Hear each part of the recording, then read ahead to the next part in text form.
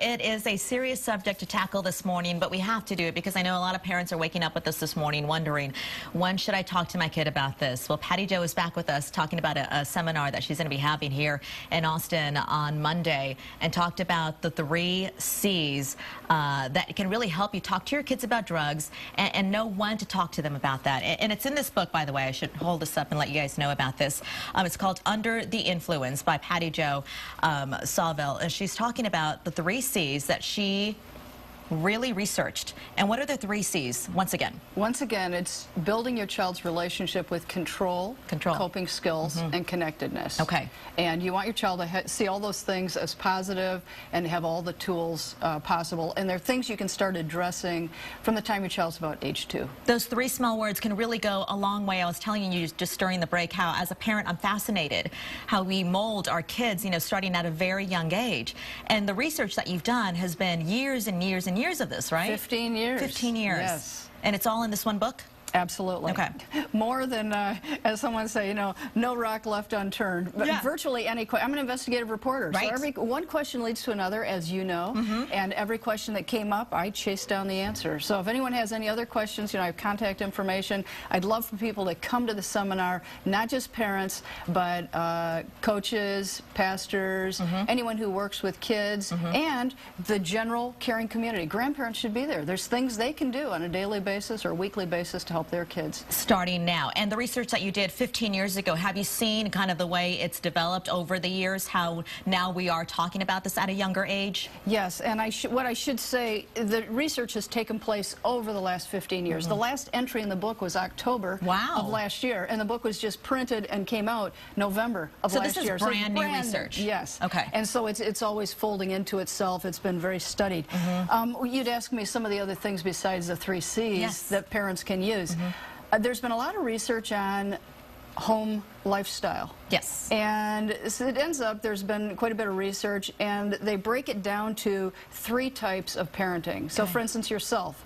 Do you have a hands-on household? Are you a hands-on parent? Yes. Well, we'll find out. Yes, yes. Because there's a way to tell. Right. Okay. Or are you a half-hearted parent? Oh, okay. Or are you a hands-off parent? Now, sadly, 70% of the kids being raised in America today are being raised by hands-off parents. Hands-off parents. Hands-off 70%? Yes, because there's a myth going around, and the myth says childhood should be self-guided. You don't want to interfere with your child. We learn from natural consequences, so let your child go through life. When they trip or fall or stumble, when they're drowning, don't let them drown. Go in and help. Sure. But this type of parenting leads to lots of trouble, and the myth is that children should have the right to a self-guided childhood. Okay. The reality is those children end up getting in way over their heads. They end up feeling uncared for, unloved, because there aren't boundaries. And so let me just give you some of the tips. In the research report, what they came up with was 12 rules.